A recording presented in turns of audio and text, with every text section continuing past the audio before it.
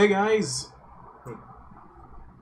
Hey guys, I'm sorry about the lighting. I'm recording this late at night and I know I'm going to put it off later, so I should do it now. I should make this video now. Basically, that's what I'm trying to say. That's why this video is so weirdly lit. It's because I'm filming this at night and usually I get a lot of my light from the sky itself. So, yeah, I'm sorry about that. I'm going to try to limit my editing on this one just to make my points, make it seem like I'm not trying to like read off of a script or anything. Try to be more genuine. That's really why. But you may have noticed the difference between my subscriber count and my viewership, and also my inconsistency with uploads and such and so forth. I've never been consistent with my videos. I've always been inconsistent. I've never been able to keep a schedule, and up until now I really just didn't want to say why. Sorry about that, I had to fix my lighting. So, I personally, this is really tough to say. I don't know if it's it's not clinically diagnosed. It's more self-diagnosed. It's just a big word for I don't know fully. But it's just something that I've held to myself for quite a while. People I know probably already seen through me, seen what I'm going through, or maybe not. I don't know. I really can't tell. I'm not all right up in the head a lot of times. I thought it went away. Guess it didn't. I think yesterday taught me that.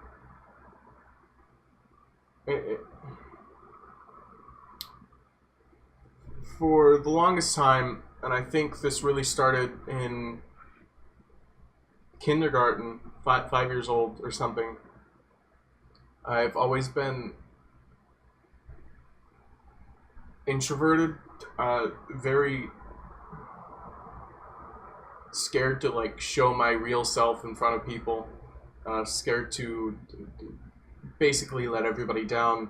I've never liked to be in a room full of people at once, and I suck at making friends. I'll say that bluntly. I suck at making friends, and I suck at keeping them as well. So it's sort of a double-edged sword with no handle. So there is no safety, but I keep getting the brunt of the blow.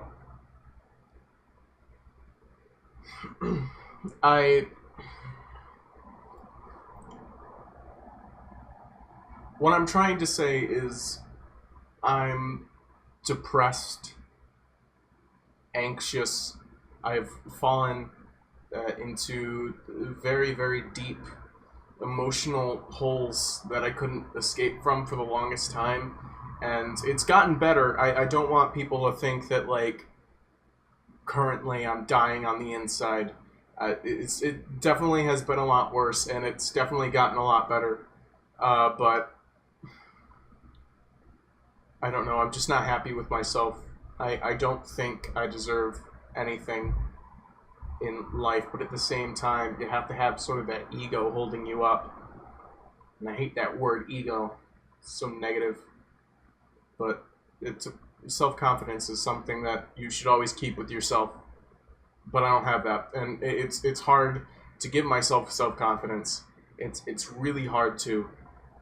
I personally believe that some of the stuff in my life I've brought upon me, and I think I over-exaggerate that, and I think I put too many scenarios that were out of my control, and I blame them on myself. That's something that I still don't think I can come to terms with fully.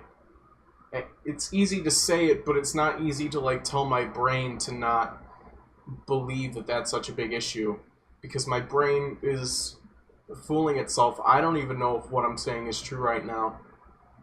I have this big part of my brain that believes that I'm just a nuisance to everybody. And everybody that I meet, they, no matter how friendly they are to me, no matter how nice they are to me, there's just this part of my brain that's saying that I'm annoying them, that I'm making their day worse, that I'm just a horrible person, and they shouldn't be my friend. And I think that was really brought on by a lot of, just a lot of stuff that I went through at school and home. It's not as if my parents beat me or anything. Don't take it like that. I've never been beaten by my parents. My parents have been fantastic to me. There's been a few times where my parents have gotten me upset, but it's nothing too serious. It's not like anything that the DCF should fight against. No, nothing at all. My parents are some of the best people in the world, and I love them deeply and honestly. It's other people in my life. It's not them. And even those people have drifted away from that group. So I'm really happy about that, but it still lingers with me. I don't want to say people's names because I don't want to hurt anybody's feelings. I really don't, including some of the people that I would say that I'm currently friends with or hanging out with. I don't want them feeling guilty for anything. Because it's just my brain who misinterpreted a lot of everything, and now is just taking over and is saying that everything's like that. I guess it's just me doing that. It's nobody else. I don't want to make this video just because of the fact that I think that people are going to give me sympathy, and I don't want sympathy. I really don't. But at the same time, I don't know what I want.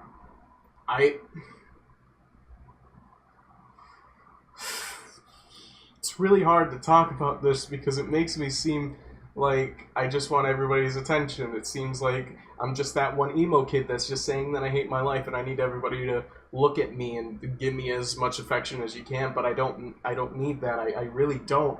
It's just, I don't know. I need something, confirmation or something. I don't really know how that feels. I don't know. I don't know at all. I've gotten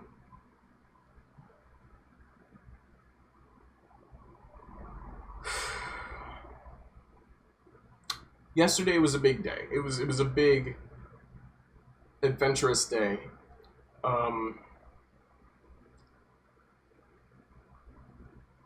Two major things happened to me that really told me that even though I'm out of school, the one place that I thought was really giving me depression, I thought that was the sole reason. It's not gone away. It has not gone away. I understand that my brain is a part of it, but I thought if I were to eliminate something like school that was completely and utterly just a depressing environment, and all of that, the anxiety to get an A, to get higher than what I was getting, I thought that would help me out, but it didn't. It didn't help me out at all.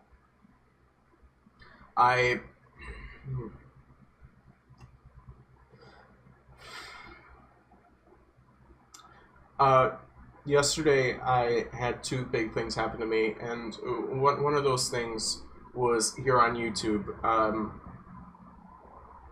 I have made horrible mistakes in making friends, like horrible friend choices and other such things. Some people I still talk to today, but they have to switch over to an emotion that would be more accepting. I'm sorry. I make it seem like I'm just forcing them to be somebody else, but at the same time, the friends that I was hanging out with, like, I don't know. I let everything get underneath my skin really fast, really quickly. I can't take these comments of people saying that I'm horrible. I'm a horrible human being, and I can't just like the dab on the haters, as Jake Paul would say. I'm not a fan of Jake Paul. Sorry, I'm just making fun of the meme. But I can't do that. I can't ignore those comments. It gets ingrained in me, and it just tears me apart from the inside out. And that's something that I hated about my friend group for the longest time. As I grew up, I gravitated towards people who just loved to make fun of me constantly. I don't know why I gravitated towards those people, but I did. A lot of my friends just quite frankly didn't like me. Or maybe they did and I just couldn't interpret it that way. I don't know. Their form of comedy was like demeaning others, and I guess my own form of comedy is self-demeaning. I hate myself at most points in my life. But I can't say that I haven't gone into a room with my friends and left out happy. I can say that I went into a room with a bunch of my friends, my old friends. Sorry, I don't mean to say new friends. You guys are fine. I can say that I went into a group. I would go into a gigantic group chat, meeting, or whatever, hangout. I could go in there and leave, and I'd be very upset. And not at them, at me. A lot of their comments would sink into me, and it's sort of like having piranhas nip at bones. It hurts me. I don't. That's why I had to make a lot of friend changes, and that's why I don't talk to a lot of my friends. One of them commented on my last video. And I'm sorry that I deleted your comment. You're probably just noticing this now because YouTube doesn't tell you when they delete comments. But I flipped out, basically. I got really upset for no apparent reason. My head wasn't clear. The comment just went right through me, and I deleted it immediately. No remorse or anything. I make it sound like it's such a big thing, like I was in my room going, delete. No, I mean, it hurt me on the inside. Even afterwards, after I deleted it, it hurt me on the inside because it seemed like I was just blocking people. Like, you know, those people on Twitter that have such controversial topics that, like, if you disagree with them once, it's a block. That's what it felt like I did. It felt like I censored somebody. Which they weren't wrong. It wasn't a wrong comment, but the comment basically said that, wow, I can't believe your channel was more dead than it was 2 years ago. Lol. And this guy, again, part of my older friend group, he would make these jokes constantly, but I don't think he or any of my older friends actually knew how much it hurt me on the inside to even hear that thing. I don't know. I might just be a sensitive snowflake, but when I seen that, I got really upset. It hurt me. It really did. And even now, I'm just questioning myself. Now I don't want to put up this video because it makes it seem like I'm just being some sort of pansy who can't take any hate comments. And really, I am. I am just a pansy that can't take any hate comments. I'm just sitting here talking about how it hurt. These words that have nothing to do with me. But I can't tell my brain that. My brain doesn't listen to me when that happens. I don't know. I don't know anymore. I feel stupid. I feel like I can't control my own actions, my own brain.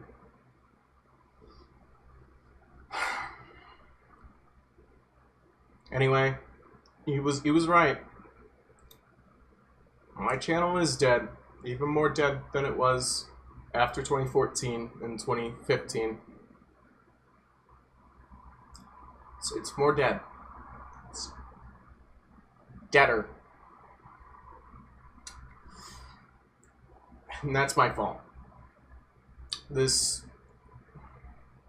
don't want to blame it on the depression, but really that is what happens. 2015 was one of my worst years. although I still truly believe that 2016, my senior year, was the absolute worst year of my life. 2015 is up there. Sucks this is all happening during high school. Because now it just seems like it's a bunch of hormones. I try to keep my emotions under control. I'm a crybaby. I've always been a crybaby. I will always be a crybaby. Now more than ever have I showcased that. I personally don't believe that I should hide my own emotions, but at the same time my brain tells me that I should. I mean, it's social constructs stuck in my brain. 2015 was one of those years that I start realizing, and I've had a few of these, and I hate bringing this up because it starts making me think about it, and whenever I do, it's just a horrible, horrible time for hours and hours on end. I don't know if any of you guys have ever gone through that. Tell me in the comments if you have. Man, now I sound like I'm trying to get community interaction going, but really, I mean, yes, I wanna talk about what people go through and what you personally have gone through, because I know I'm not the only one. And I'm kind of upset that I wasted the absolute worst of this time just not doing anything about it instead of going to a therapist. So let's have a conversation in the comments. Hopefully we can get some people out talking about their own depression and their own anxiety. Anyway, I'm rambling. And 2015 was one of those years. It was one of those years where I thought of death a lot. I have had thoughts like this before. I like to say that my most eventful moments in my life happened to be during my early childhood years, from 1 to 7 actually. Moth outside or inside? I don't know. Oh, I see a moth inside my window. Anyway, no, from actually I think it started at 2 years old, going all the way up to like 6. That was when I was having the worst, like the most eventful time in my life, and not in a good way. 4 years old was the first time I ever thought about death, and I was in the tub with my father, and I remember this clear as day because it just really ingrained that fear into me. It was like one of my very first memories of everything in this world, in this universe. My thoughts started really hitting me around that time. It was around 3 or 4 when I started getting like these little memory flickers, and I still remember it clear as day today that I was in the bathtub. My father was bathing me because I was 4 years old, and I asked him if I would die, and my father, being a very honest man, told me yes. He told me yes. He doesn't believe in any the deities or anything like that. He's an agnostic, really, an atheist, somebody who doesn't believe in God at the current moment. But if the stuff is presented, which is what I am really, he told me that yes, I would die, but he as soon as I started crying, he started telling me how he would die a lot earlier than I would, and I don't know. I think that was even scarier. And 2015 just amalgamated all of that into 1 year. I went to school. I would be in shop, and I'd be messing around with my 3D animation, and then all of a sudden, I'd just look out the window, and I'd say, wow, how pretty that is, how pretty the trees are, it's spring, it's beautiful outside, it's wonderful, but everything's going to die, I'm going to die, and more importantly, my parents and everybody that I know and love is going to die, and they're probably going to die before me. That was all I could think about during three-fourths of the way through 2015. So, of course, I'm not going to put too many videos up because I'm immediately going with this existential crisis, and I don't want to showcase that on the internet. I don't want to try and get views off of that. I was, during one of my biggest phases of life where I was where I was listening to people that made fun of religion because I really wanted to believe in religion, but I knew it was a hoax, and I think that like perpetuated the amount that I hate and that I knew I was going to die. I started getting into that goth thing where I just start listening to harder and harder rocks, and it was just a horrible time in my life. I would listen to Fall Out Boy, and then I'd start listening to just a whole bunch of Shinedown, and that was my play. And I still listen to those guys. I don't think those guys are horrible music artists. I just thought that was a great image of what I was feeling at the time. I hated how life was so short, and I hated that my life was going to end. And a lot of 2015 was just me getting upset with myself and crying and having panic attacks constantly. It was a horrible, horrible time. And I think that was the worst time for my depression. The worst time for my anxiety was 2016, 2017. But it made me a lot bigger. I wasn't able to do so much of the exercises that I could have probably done to make sure that I'm not as chunky as I am now, that I'm not as winded as I am now. I was just so upset with myself. I started being more self-conscious about my body. I wore sweatshirts for the rest of high school. I hope you know that. Every day I wore sweatshirts. 2014 I wore sweatshirts, but there's some days I wouldn't. Because it really didn't hit me that bad about how crazy fat I was. And then I'd also wear winter coats during the winter months, and when it started getting warmer out, I would wear the winter coats during that time, and I refused to use lockers. I was just a horrible kid, but at the same time, I kept getting good grades, so what was I supposed to do? It was a sad time, a very sad time for my life, and it only got worse. Then it got a little bit better in 11th grade, I do have to admit, but it got even worse in senior year. And it was for a completely different reason. And my senior year was just a whole bunch of me being anxious and scared about my grades. And I had to fight for my diploma, which is something that you shouldn't have to do. Make sure to pay attention in school, kids. But I just had this big anxiety attack. For 2015, and then 2016, 2017 was just me fighting to stay alive and trying to keep my YouTube channel up, and I was just feeling overwhelmed at every single corner, and I felt horrible about myself, and I felt even worse because I was staying up in my room a lot more, and it was just a lot more self-hating, I would say. People that I hanged out with, they were starting to diminish. Some of the people that I started a D&D group with, I started the D&D group, I started actually feeling a lot better, and then everything started going south. And to those people, because I know they might be watching this too, I did quit the D&D group. I did quit the D&D group, and it wasn't what you probably, well, you might have thought of it. You might have thought. It wasn't fully because of me wanting to move on, me wanting to get my skills better, because really that's how I get my skills better, is to have my D&D group. But it was, I felt like a lot of tension was being built up, and I started hating myself a lot more. If you guys don't know, there was like this big map thing that everybody that is in the group knows about now, that was in the group knows about, and that was, they got mad at me because I wouldn't draw a map, and during one of the games, the campaigns, they wanted me to draw a map.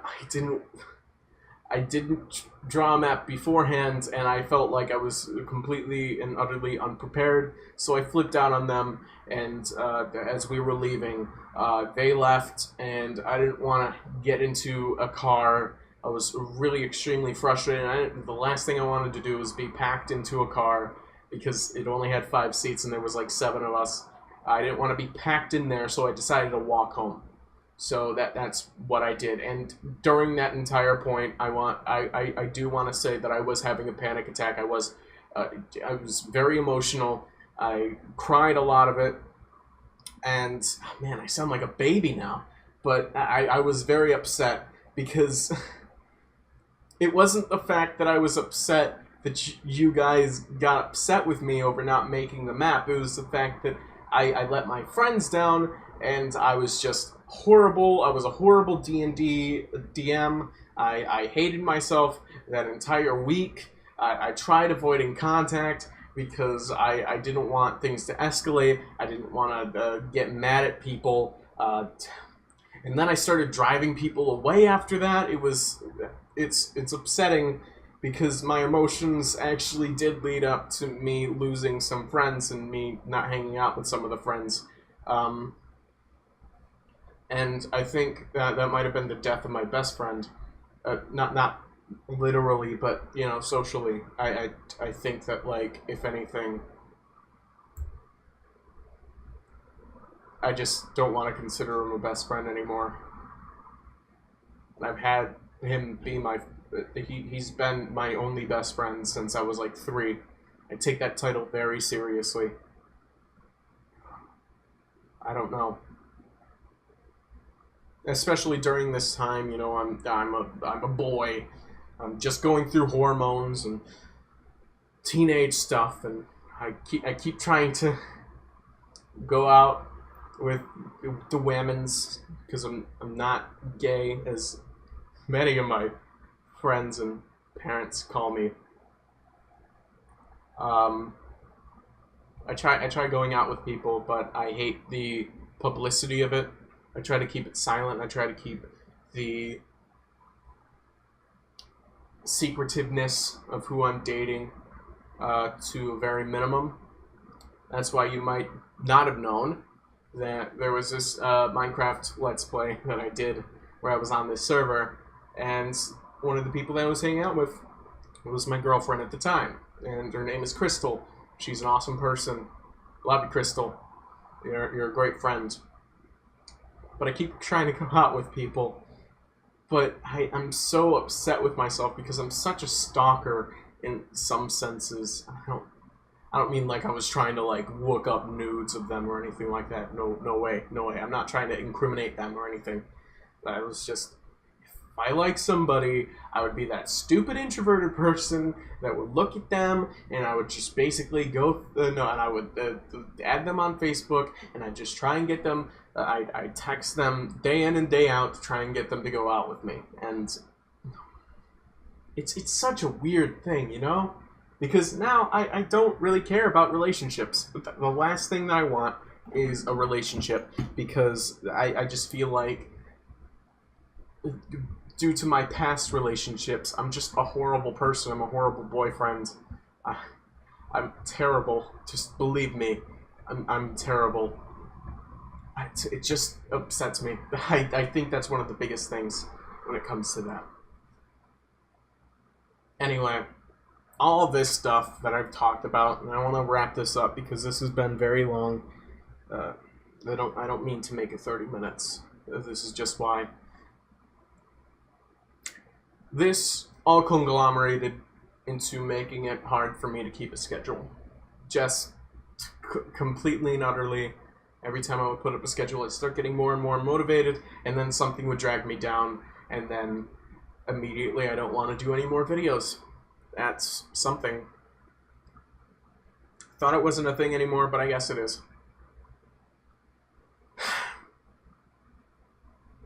I'm upset with myself. That's what it is. But really, I shouldn't be. Because you can see behind me, I don't know if I can showcase this at all. I'm pretty sure I can. But just, as you can see right there, I've been doing well. I've been pushing myself a lot more. I've been learning a lot more things. Something in a way that, you know, I feel happy about and not pushed to, like in school. I'm not anxious about it, like in school. It's something that I I started to actually realize. And a lot more things have been happening. I've been changing my YouTube persona, basically. I'm not that guy who just puts up a random gaming video here and there.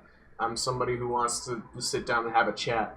I've been a lot more open about myself, and I feel like this is something that actually opens me up to you guys. I want to be able to say that I was at least true to myself and to my fan base. I understand that it's my channel, and I understand that anything that I do on this channel is completely and utterly up to me. But when it comes to you guys, I want to have that chat. I want to bring this channel back from the brink.